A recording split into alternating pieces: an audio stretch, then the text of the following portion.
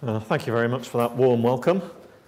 I should explain, first of all, before I start, that my own body clock is on, I think it's 3:30 in the morning, personal time.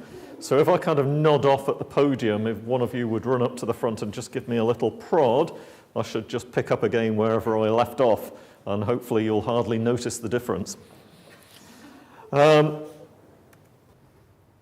These are the sorts of things that I have been researching for about the past 15, 17, 18 years now. Conflict, which is the potentially harmful events that patients do, from aggression through rule breaking, absconding, medication refusal and self-harm, suicide. And then all of the things that we do to try and prevent those events from occurring in the first place, or to try and minimize the outcome of those events and make them safer. So from PRN medication through special observation, manual restraint, timeout, etc. What I've been trying to find out with my research over all of this time has been to find a way of reducing both of these things to minimum levels and keeping everybody safer than they are currently. So nearly all of my research has been focused on inpatient care, and I've been plodding along getting all of this research money and conducting all of this research. Now I think I have some kind of an answer to offer you. So this is kind of somewhat of a new venture for me. I've not had a clear answer to some of these problems and not necessarily had clear recommendations for people before. I do now. So I have something that I think you can find useful for your clinical practice and something that you can actually apply when you leave the room here. So the foundation stone for this, if you like, is what we call the Safewards model, which is a new explanatory model as to why you can get two psychiatric wards next door to each other, having a very similar function with similar sorts of patients on them, and yet one ward can have twice as much conflict and containment as does the ward next door. What this model tries to do is explain the differences, why it is that you get those differences. If we can understand and explain those differences, it means we can take what's being done on the better ward, on the safer ward, and apply it to the ward which is not quite as safe, which is the ward which is using more coercion and is experiencing more conflict events. Apply those lessons there and get a safer ward. And that means safer for us as staff. It also means safer for the patients who are on the ward. So the sources of this model are threefold. One is my own research. So I've been conducting research into absconding, large interview studies of nurses' attitudes to patients with personality disorder, large cross-sectional studies of over 136 acute psychiatric wards in England at one time, comparing those with higher rates of conflict and containment and those with lower rates, and trying to assess what made up those differonces. City Nurses, which was an action research project to try and improve things which only worked partially. A longitudinal study and lots of other studies. So a big part of the learning from those studies has gone into this Safewards model. But the second big feeding stream, if you like, that's gone into the formulation of the Safewards model has been other people's research. And we've conducted a very, very large cross-topic literature review. So instead of doing a review of previous research just into aggression, or just into seclusion, or just into manual restraint, we've looked at all of those different conflict and containment topics and tried to amalgamate all of the learning from all of the previous research which has been done. So that took us a very long time, incorporated, as you can see here, nearly 1,200 previously published empirical research projects.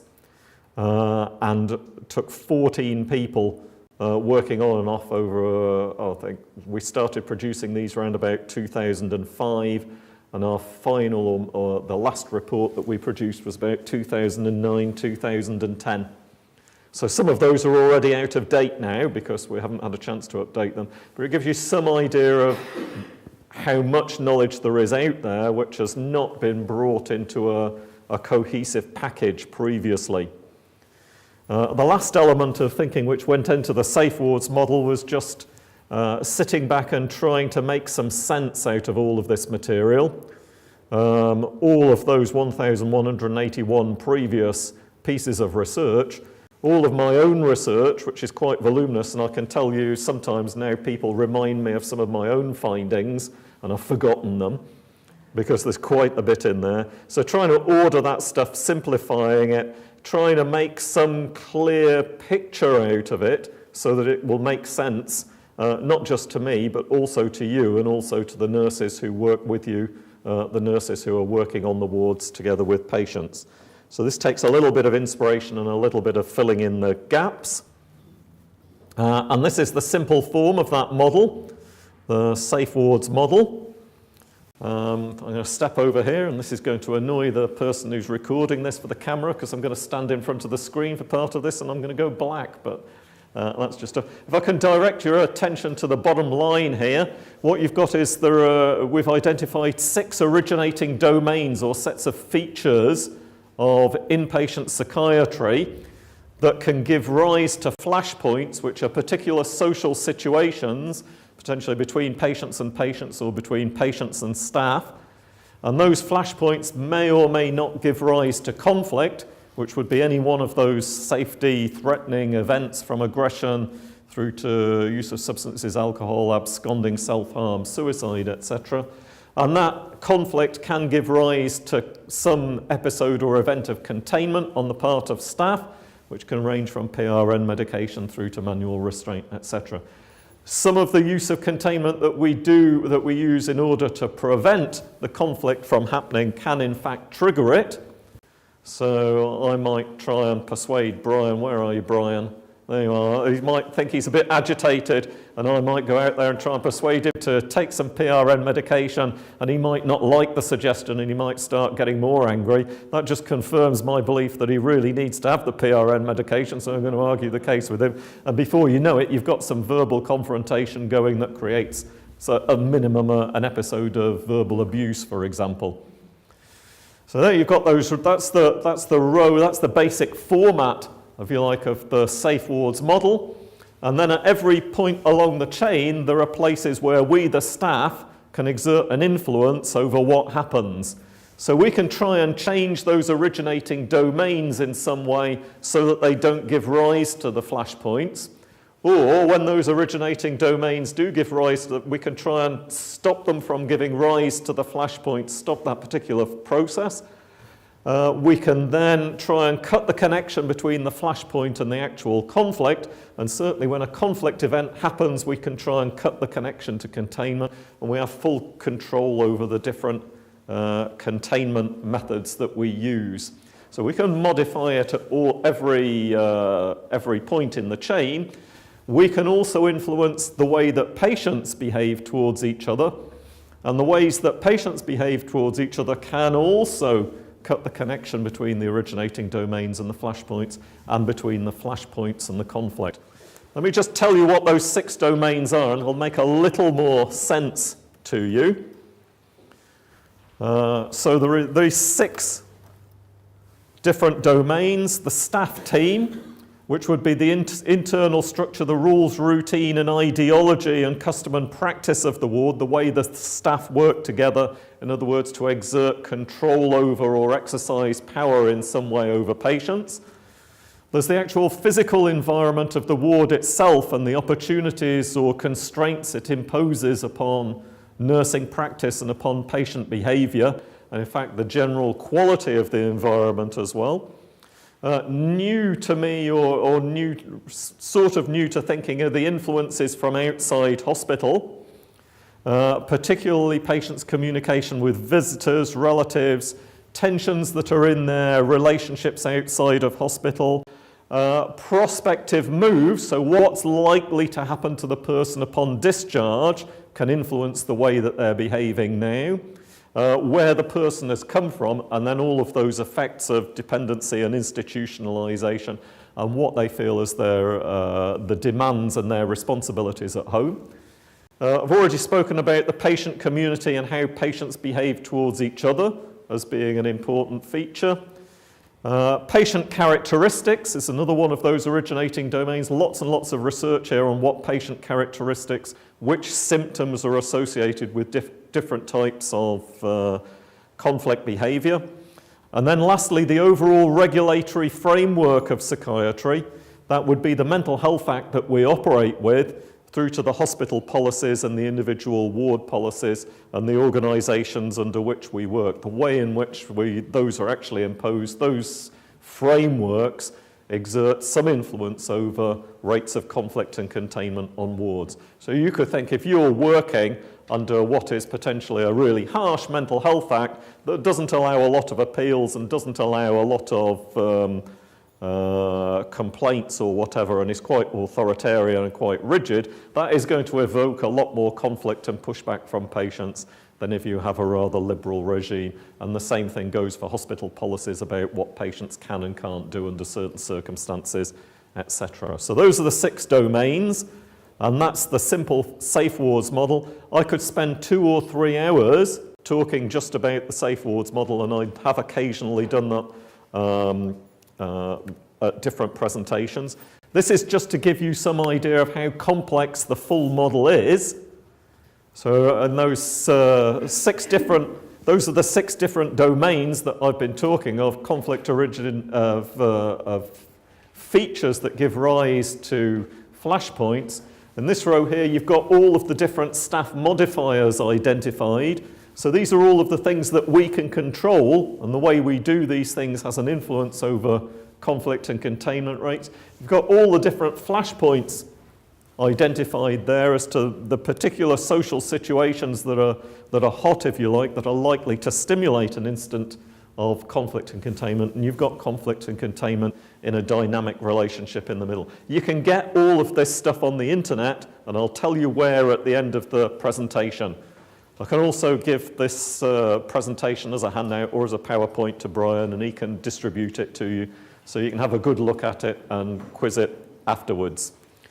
So there will be some internet addresses on my final slide. Those are the ones that you want to write down, or if you're in the habit of taking little photographs of presentations, you can take photographs of that slide and then you'll have them written down for you and can look them up. What's the implications of that complicated model? Well, the first implication is that causality is complex and there's multiple overlapping and interacting factors involved. It's a very, very complicated area, and that means there's going to be no single solution. There's no magic bullet here. There is no one thing that you can do, no one method which is going to solve the issue of conflict and containment on wards. Some of those causal factors are outside the control of ward staff, and some of them are outside the control of anybody. So what's in the Mental Health Act is not under the control of the staff who are on the ward. Neither is the actual hospital policy in relation to certain things about what patients can or can't do. So those are things that the ward staff can't necessarily change. Some of them are outside the control of anybody because our treatments are relatively ineffective for people who are acutely unwell, and we have to manage people who are in extreme states of distress and having unusual experiences. So although there's little we can do about those things, there are plenty of choices we can make about how we respond to people. I'm not putting this terribly well. Let me try and put it a little bit more clearly. If I have somebody who's extremely paranoid and deluded on my ward, I can certainly give them the drugs that they need, that they're prescribed, that will help their relapse of psychotic illness resolve, but that's going to take time. Other than the treatments that we can give them, there's not much I can do about their paranoia, and that paranoia will make them potentially more likely to engage in aggressive behaviours. But I've got plenty of choices about the way I respond to their paranoia. I've got lots and lots of choices about how, when somebody is paranoid, I'm going to go to them, how I'm going to interact with them, how I'll suggest to them that now's the time to breakfast or now's the time to get up. So I've got lots and lots of choices about those things, but I can't actually do much about their paranoia. This means that anyway, there's no complete answer to the problems of conflict and containment. So anybody who says that we can eradicate all violence from our acute psychiatric wards is, I think, probably unlikely to be successful. just as long as we continue to compel people to come into hospital and as long as people are acutely unwell when they get there. The strengths of this model is that it identifies patient modifiers and you can use it as an ideas engine. So you can take all of those staff modifiers that are identified in the model and you can look at those and you can produce your own ideas about what to change in order to improve things and make your psychiatric wards safer places. The weaknesses of that model is potentially that it's a bit over-inclusive. Most of the things for which there is some evidence I've incorporated into that overall model. That's because overall the level of evidence that is available in this area is not particularly strong. There's an awful lot of descriptive studies. There aren't very many evaluative studies and not very many trials. We need more trials, and I'm going to tell you about one of those. The second weakness of this is potentially its bias towards my own research. So like all researchers, we tend to consciously or unconsciously prioritize our own findings. I've got far more tendency to believe things that come out of my own studies than things that I read in other people's studies. Whether I've managed to overcome that bias or not is something that you'll have to judge for yourself when you read the overall evidence that there is for the Safewards model. But as an issue of fairness, I've got to tell you that I think potentially there's some of that bias in there. But it's a good model. It's a good model and it works, as I'm going to tell you now. So this is the main thing I want to tell you about, which is the Safewards trial. What we wanted to do in this trial was to devise a set of the most feasible interventions for inpatient nurses with the most impact on conflict and containment, and then subject them to the most rigorous experimental tests we could using the best outcome measures that we could get hold of. This is the kind of process that we went through in order to get all the way through. We started from 2008 generating ideas based on the Safewards model about the type of things that would have an impact on conflict and containment rates. Things that we could go to a ward and ask them to do, which might reduce the rates of conflict and containment on wards. Eventually, my team and I came up with just under 300 different ideas about things that we might do or things that we might ask nurses to do, based on our own program of research and based on those literature reviews that we were conducting. We refined that within our own team. What we basically did was we scored all of those different interventions on feasibility, potential impact, ease of persuading people to do them, how well we thought they would go down with patients, etc., etc., etc. And then we selected the top 30. With those top 30 interventions, we then went to 2 groups of expert nurses, people who've been working in acute psychiatry for a long time, and some people who were currently ward managers, sat them down and explained the 30 different interventions to them, and then asked them what they thought the problems with those were, which they thought were easy to implement and which were difficult, which they thought would work the best and which they thought would work less well. And we also took them to our service user and carer research group and asked them the same kinds of questions. Very interesting. We had 2 groups of expert nurses and 1 group of service users and carers, and none of them agreed with each other. They all had very different ideas. Even the 2 expert group of nurses didn't particularly agree with each other. Nevertheless, we had to make some kind of sense out of that and take their top recommendations, and we did put 15 of those interventions to one side and took the other 15. Those are the ones that we took into a pilot study last year. So for the first 6 months of last year, we were implementing those 15 interventions on 4 wards in East London. We did get some good results out of that, but primarily what we wanted out of that was the staff's feedback on trying those 15 interventions. We had some focus groups with staff at the end of that study to find out what worked well, what didn't work well, what they liked, what they didn't like, what the difficulties were. And that enabled us to drop 5 of the interventions and make some modifications to the remaining 10.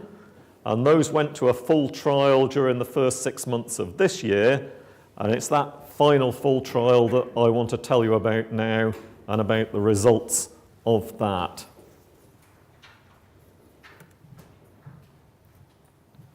I've driven some people away already. Hopefully they'll come back. They're just taking messages or something. Okay, this was our final intervention list. So in the first block there, you have what was in our experimental intervention. These were the 10 interventions that we wanted to test in the trial.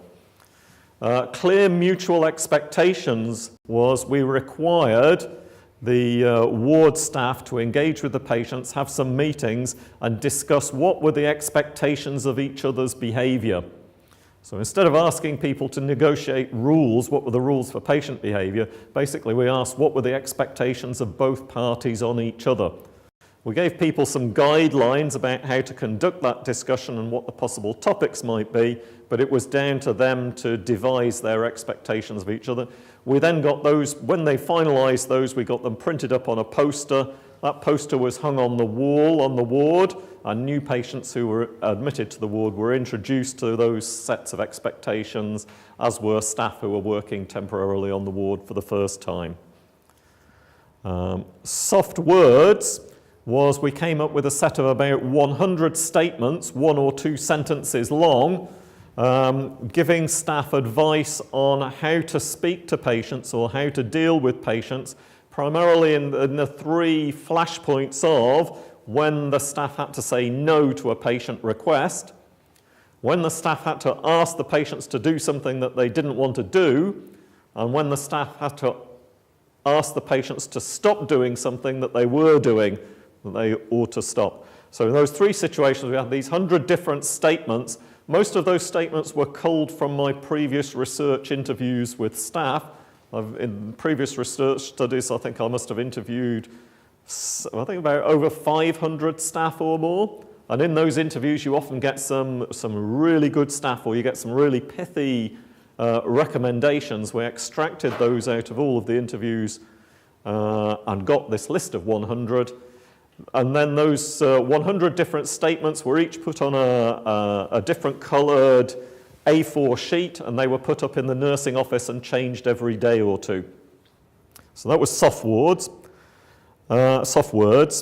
Talk down was a new de-escalation model that gave lots and lots of detail about the de-escalation process and methods of doing that de-escalation process. And we asked wards to elect amongst their staff team who they thought was the best de-escalator on the ward. And the person who was elected as being the best de-escalator on the ward did some background reading about the de-escalation model and then used it to talk about de-escalation to each of the other members of staff on the ward. Positive words was a really simple intervention. We asked the staff during every handover, whatever else they said about each of the patients on the ward, they had to say something positive about the people that they were handing over. And our service user and carer group gave a long list of suggestions as to the type of things that the staff might like to highlight about the strengths or the positive behaviours or the positive things that patients, even the most difficult patients, can show while they're on the ward. Bad news mitigation was about trying to pick up on occasions on which patients were likely to get some bad news. That could range from us telling them the bad news, like, no, you can't go on leave, or no, you can't be discharged yet, through to them getting bad news from outside the hospital via text message, or potentially a communication from a social worker about access to children, or some relationship argument with somebody outside of the hospital, with a friend or potentially with a partner. So we were asking staff to stay alert every time and try and identify when patients were likely to get that news, and then to spend some time with them and talk them through that so that they could ventilate their feelings to staff rather than act them out. Know each other was about getting all the staff and all of the patients who would consent to give some personal details about themselves. Not serious ones, but trivial ones, such as what books they liked to read, what movies they liked, what their what their favourite food was, what music they liked, this kind of thing. And then we had those put on laminated A4 sheets for each member of staff and for the patients. And those laminated sheets were put into a special folder, the Know Each Other folder, and the folder was left out on the ward in the day room so that patients and staff could read about each other, and that would give them some focus of ordinary everyday conversation with each other. Mutual help meeting. We asked the wards to have a meeting at a minimum of 3 times a week. This was a meeting primarily for the patients that was facilitated by the staff, and the purpose of the meeting was for the patients to identify ways that they could help each other during the ensuing 24, 48 hours, ways in which they could support each other. Once again, our service user and carer research group came up with a long list of suggestions about the ways that patients can help and support each other. That could range from very simple things like sitting next to somebody, companionably, not necessarily talking to them for 5 minutes within the course of a day, towards saying good morning to somebody when they came into the day room, right through to more complicated tasks like helping somebody do their laundry or sitting with somebody during a meal, etc. So the mutual help meeting, people were able to ask for such things from each other, but they could also make offers of those little tasks to each other. And as the meetings progressed and they occurred recurrently, they could thank each other for the things that they had done since the previous meeting. And they could even make suggestions to each other about how they could help and support patients who were not able to engage in that meeting or in that discussion. So that was a mutual help meeting. Calm down methods was a box of equipment that nurses could use when patients were getting agitated. So in the calm down box we had a set of different tactile blankets, these stress toys, different light displays, some iPod minis with different types of soothing music on them and disposable earphones, a range of stuff like that. We've got a long list. Again, you can download details, lengthy details about all of these interventions, about exactly how to do them, exactly how they tie into the Safewards model, and exactly how they're backed up by previous research. So a box of calm down methods was given to each of the wards for the staff to use when patients were agitated. Reassurance was about completing that final stage to the debriefing process. So when there's been an event on the ward, perhaps a restraint or even some loud shouting, particularly in the middle of the night, that is very disturbing to patients, that not only would we debrief each other once we'd managed to handle the incident, and not only would we debrief the patient who'd been engaging in the behaviour, but also that we would go around and do this reassurance. In other words, make sure that we went around to all of the other patients on the ward and gave them some explanation about what had occurred. So it's about cutting the contagion, because quite often when you've had one incident on the ward, because it sends everybody a little bit anxious, it's likely to result in a further conflict event.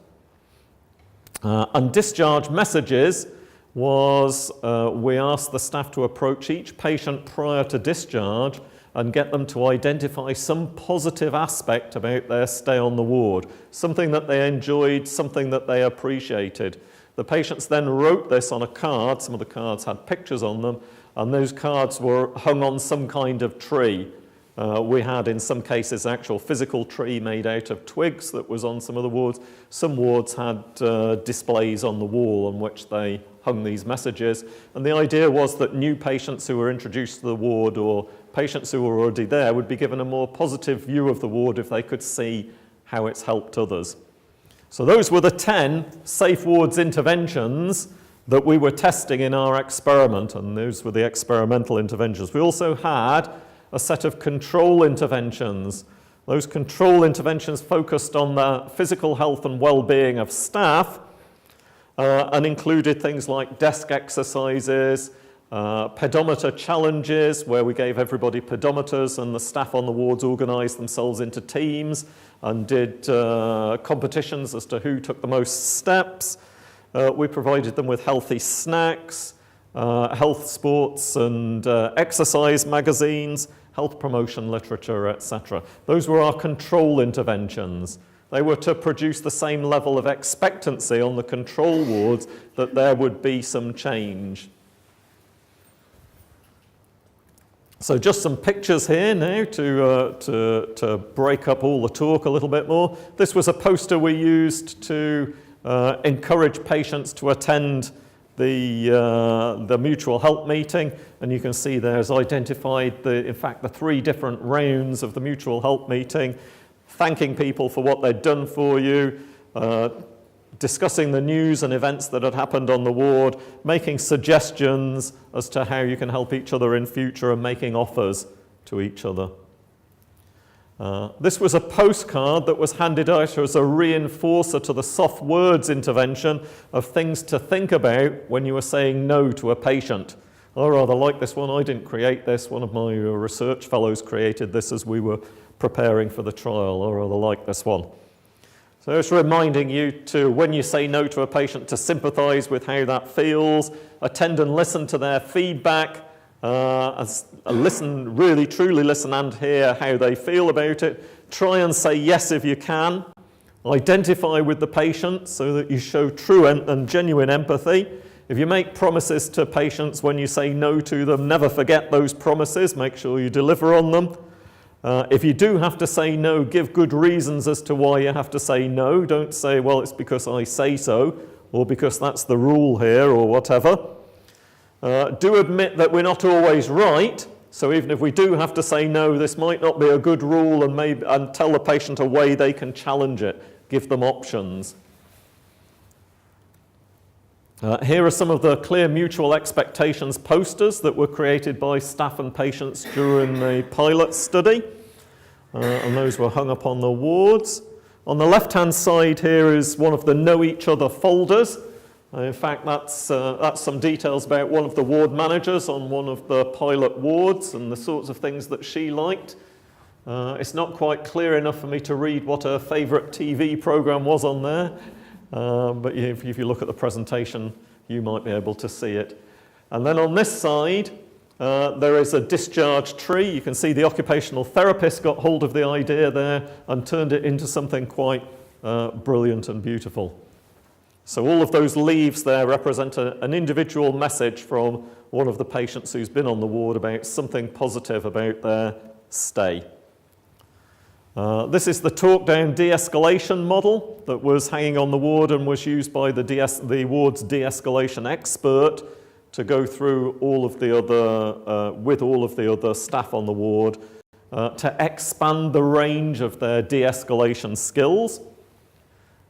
This is one of the soft words posters that was hanging in the ward office. One of the wards liked that so much that they wouldn't take them down. So by the end of the study, they had loads of them pinned all over the various staff offices all over the place. And in fact, if you look at this de-escalation poster, one of the wards took to using this as part of a debrief process. So every time there had been an incident, they went and looked at the poster and talked about the incident, about what they did do and what they might have done to try and avert it. Another ward used this to generate role play exercises as part of staff training. This is the contents of a calm down box here, so you can see some of the stuff that's available. Very similar to sensory room stuff, but you didn't need a room for this. You could give patients this material under supervision and they could take it and use it anywhere, either on the ward or in their own bedrooms. And these are some photographs of the control interventions. So you've got health education posters, the pedometer challenge. There was one of the control wards spent an awful lot of time discussing how they were going to do the pedometer challenge fairly, as only psychiatric nurses could. They wanted it to be very rigorous with each other, and they wanted to make sure that they couldn't cheat, because there were some prizes involved. So they spent, I think, about 8 weeks discussing how exactly they were going to do it before they actually did it. Here's some desk exercises hanging in the office, and you can see some magazines and health education leaflets out, and also healthy snacks and fruit that we delivered to the wards regularly. So this was the sample. We were looking at generic acute wards, psychiatric intensive care units, triage, assessment or treatment wards, we were not looking at forensic units, elderly or child and adolescent mental health service wards, although I'll happily discuss with people at some stage about how these ideas might be applied there. We excluded wards that were having real difficulties at the time, so those that didn't have a full-time ward manager in post, permanent ward manager, those that didn't have a permanent consultant psychiatrist or had high vacancy rates were excluded. Also, those that had major changes planned in the 6 months of the trial, they were excluded as well. So there were 2 randomly chosen wards at 15 randomly chosen hospitals in South East England. So you see some figures there about what the sample pool was. 7 hospitals were excluded mainly due to planned ward closures. So there's a lot of ferment in acute psychiatry at the moment in the UK, mainly because there are cuts to our services and people are having to save money. And one of the ways they seek to try and save money is to close wards, because that frees up a lot of resources if you manage to do that. So you can see there's a lot of planning, downsizing, merging of services going on at the moment. So at each hospital, wards were randomly allocated to experimental and control conditions, and all that randomization, and indeed the analysis that happened afterwards, was independent. So it was done by a statistician. I had to send my entire sample pool off to an independent statistician, and they wrote back to me by email and they told me which hospitals were included, which wards were included, and then eventually which of the 2 wards was going to be experimental and which was going to be control. I had no control over that, so I couldn't bias it. I couldn't pick the best wards for the experimental condition, for example. What actually happened was quite the reverse. We tended to get the worst wards in the experimental condition. So this is technically called a single-blind cluster randomized control trial, which is a great big mouthful. Single blind means that the wards that were participating didn't know whether they were in the experimental or the control condition. We didn't tell them. We said we've got 2 interventions here and we're testing both of them concurrently. So we gave the same expectation that the physical well-being intervention would have an impact on conflict and containment rates, as would the more organisational intervention. That's what we called them during the trial. It's a cluster trial because all the patients and staff clustered together on wards, and that meant there are certain statistical properties of conflict and containment rates, which means you have to make a special adjustment for that. It was randomized, as say, because it was the hospitals were selected by chance, the wards were selected by chance, and they were allocated to experimental or control by chance.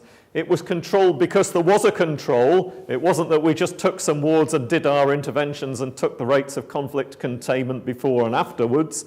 We had a control intervention, so we had that same arousal of expectancy, and we were able to control for the experimental effect, because whenever anybody participates in an experiment, there tends to be some kind of impact, just purely through the expectancy and through the bias of the process.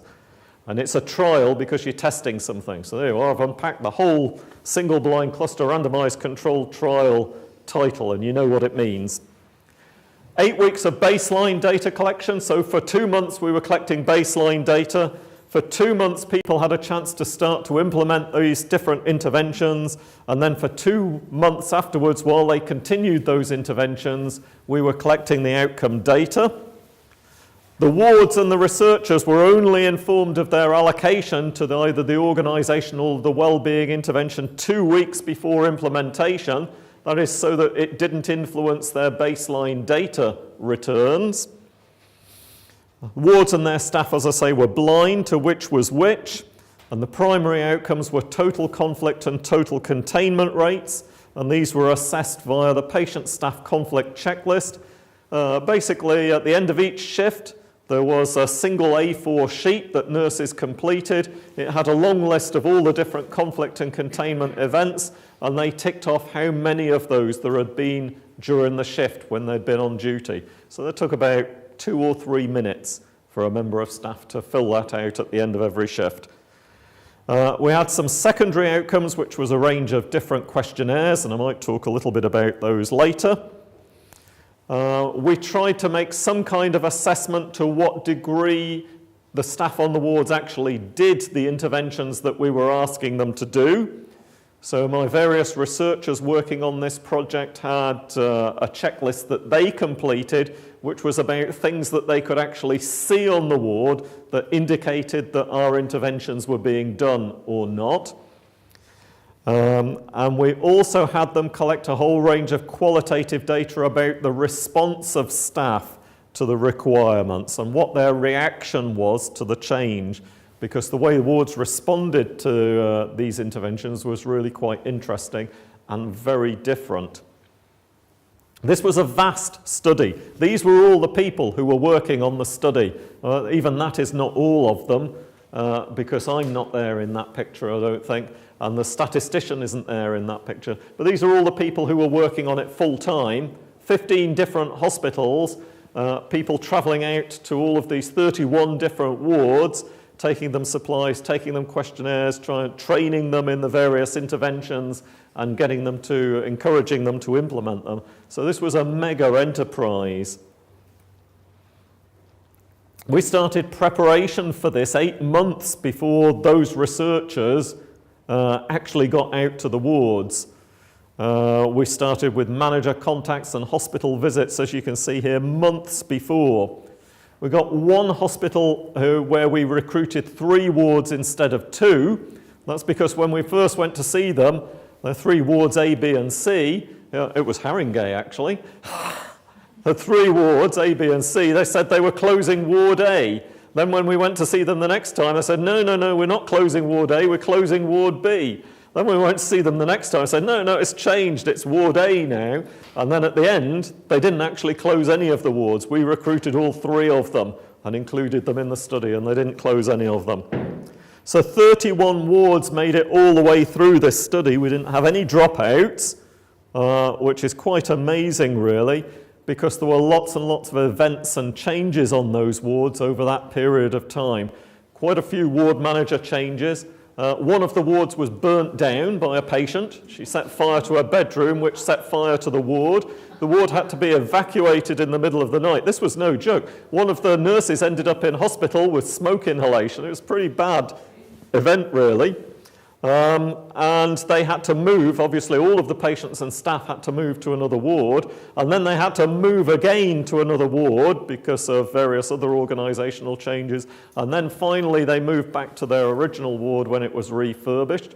Very proud to say that that ward stuck with the study and continued to return data despite all of those moves, I think, which is quite a testament to them. There were a number of trusts or hospital organisations that actually delayed some of the changes they were planning to make in order to make way for our trial. So they delayed things that they were planning to do on those wards, major changes or initiatives that they wanted to introduce, they delayed. There was one hospital where they were planning a lot of staff changes, and they delayed all of that for, I think, 2 months. So that we could maintain consistency with our study and get a good outcome. And all of those wards responded really, really differently to each of the 10 interventions. So on some wards, what was popular on some wards was not popular on other wards. Some things that were entirely acceptable in one place were not acceptable in another. It was really quite individual and quite different. Lots of staff gave their signed consent, as you can see it here. We've got lots and lots of questionnaires back.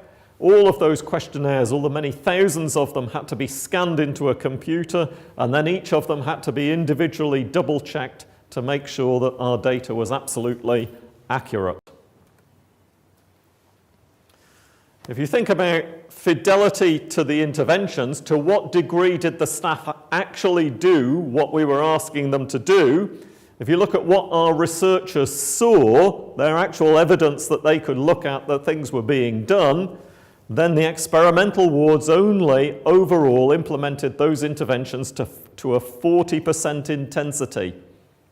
We had a lot of difficulty persuading people to introduce and to do these interventions or to do anything extra. And some wards were quite difficult about returning data and about doing the things that we wanted them to do. The control wards, you can see, managed a 90% intensity in terms of what they were doing, but those control interventions around physical health, they were more passive. You know, just the fact that they had healthy snacks in the bowl, or there was a sign that those healthy snacks were being consumed. When we went back to visit the wards, the sports and health or Weight Watchers magazines were still there on the ward and were showing signs of being used. That kind of thing was fairly easy for staff to do. The actual experimental interventions were probably a little bit more demanding of staff in terms of what they were required to do. Nevertheless, there was only an incomplete implementation of those 10 different interventions that we were trying to test. When we asked staff at the end of the study to complete a questionnaire, they were quite convinced that they did the interventions a lot. 89% intensity is what the staff said. However, there's going to be some bias there because only those people who were enthusiastic about the study were likely to complete an end-of-study questionnaire. Those people who were pretty negative or not supportive of the study probably didn't do the end-of-study questionnaire. So if you're asking me how much did these wards really do those experimental interventions, I think 40% is probably a pretty accurate figure.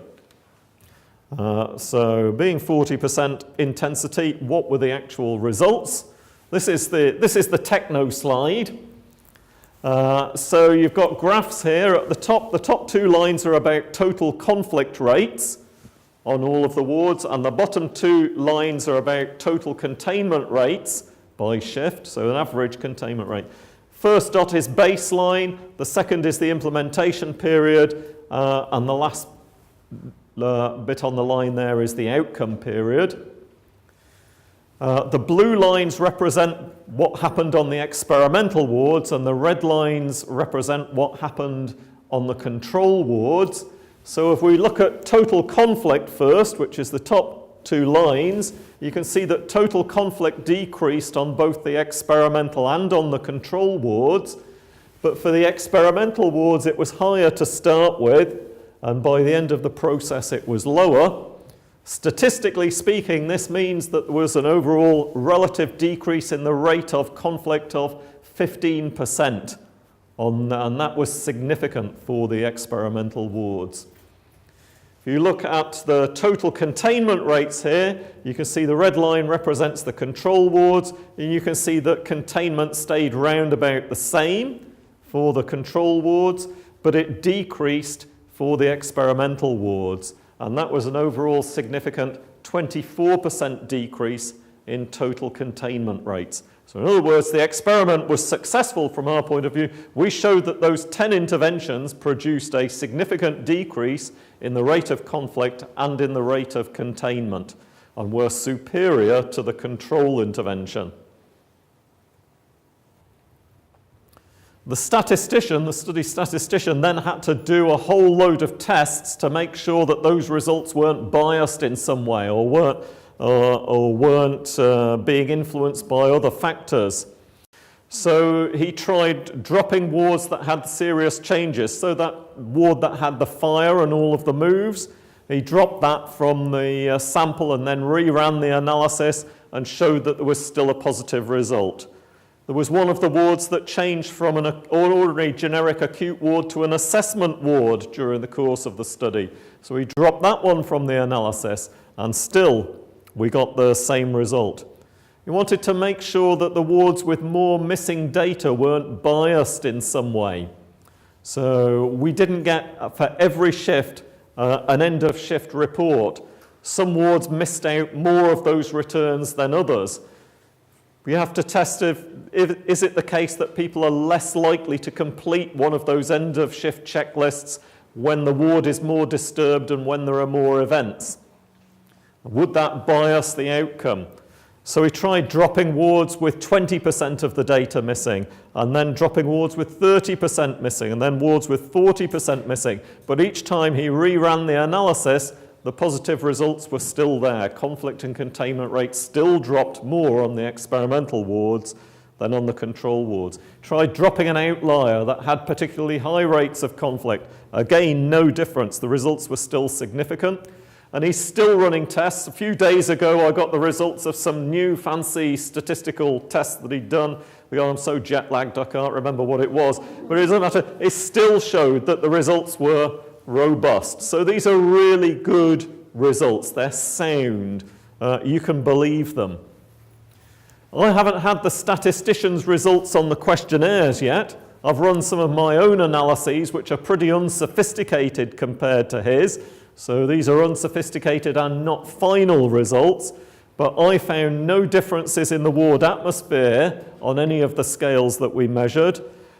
In terms of attitude to personality disorder questionnaires, both the control wards and the experimental wards improved over time on several of the subscores, as they did on one of the subscores of the self-harm antipathy score. The SF36 was our physical health measure because we wanted to do the reverse, turn the trial on its head and ask ourselves, was our physical health intervention successful as compared to the experimental arm of the study? Did we actually improve the physical health of staff? And I looked at all of the items on this physical health measure, which is the SF36, a standard measure of physical health. And the only one that improved on the control wards were people were more likely to say that they could walk 100 meters more than without getting out of breath than in comparison to previously. So obviously that pedometer challenge really worked in terms of getting them walking, but I couldn't find any other difference. These are not final results because the statistician will do them much better than I'll do them. But at the moment, it doesn't look like there is any outcomes on the secondary measures. Strengths and weaknesses of this trial. Well, the strengths are it's randomized. So those hospitals were selected randomly. Therefore, they are representative potentially of all hospitals. The wards were selected randomly, so potentially they're representative of all wards of the selected type. The blindness means that there was the same expectancy we would hope on the control wards as there was on the experimental wards, that there would be a positive fall in conflict and containment rates. There was a control intervention. Many of these trials just have treatment as usual for the control arm, so there isn't that same kind of expectancy. There were enough wards in this trial to actually stand a good chance of showing whether there was an increase or even a decrease or an increase in conflict and containment rates. And all of the randomization and the analysis was independent. So when I took all of this data and sent it to the statistician didn't know which were the control wards and which were the experimental wards. They were labeled anonymously, so he couldn't tell. So there was no bias on the part of the statistician. He couldn't keep on pushing the data and massaging it until he found a way of showing that the experimental intervention worked. No, because he didn't know which of the interventions was the experimental and which was the control. Weaknesses of this trial was the relatively poor level of cooperation and implementation from the ward staff.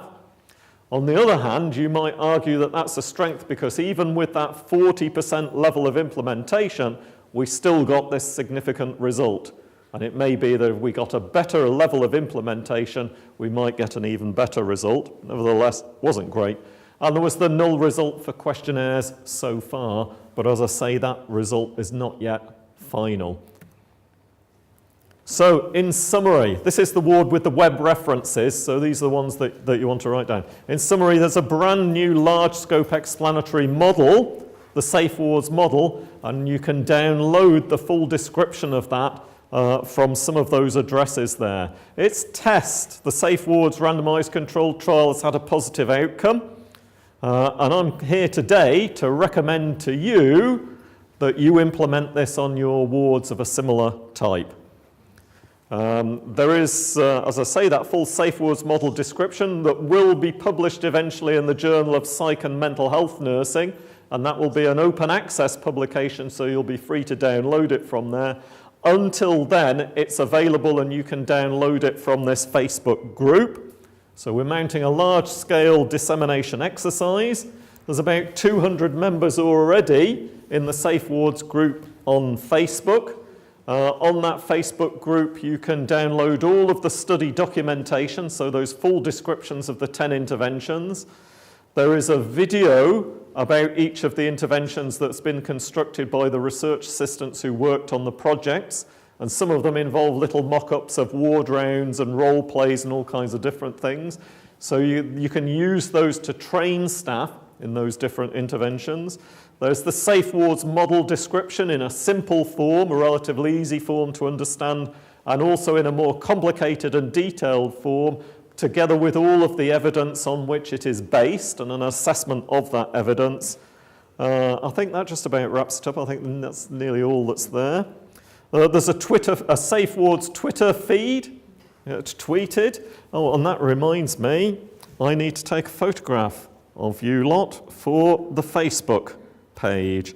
Those of you who do not want to appear on the Safewards group page, which is closed, you can cover your faces now or put your heads down. Right, I'll just take a few more here. And I think we'd better photograph the photographers. All right. I've asked the guys here who are videotaping this session if they'll give me a copy of the video. When they give me a copy of the video, we'll make this available here as well. But you can also see all of the videos on the 10 different interventions on a YouTube Safewards channel if you're not a Facebook type person. So you can go and look at them there, and I'll upload this thing onto YouTube as well. If you don't like any of those formats, email Jeff Brennan, and he has an email distribution list. He'll email you out the stuff that you ask for, and he'll put you on a list so that you get regular news about the Safewards and how it's being implemented in the UK and hopefully here in the future. And we're busy preparing a dedicated website so that whether you've got anything to do with YouTube or Facebook or Twitter or not, there's still somewhere you can go. But we've got a website designer working on that at the moment, and we've got to produce all of the content, so that will probably be a few weeks or months in the future. Eventually, we want to have on that page some outline project management spreadsheets about how to go about implementing it and the resources that you require and what order to do things, and also some outline evaluation strategies so you can run your own clinical audit of implementing the Safewards interventions. There will be a discussion forum online as part of that as well, so that you can give feedback or get feedback from other people around the world who are doing the same thing.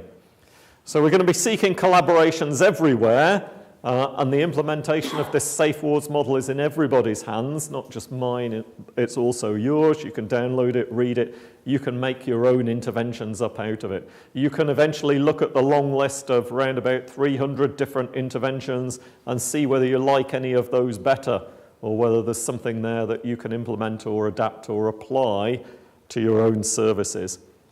And like all sorts of research and all models, this is just one interim step on the way to some better place.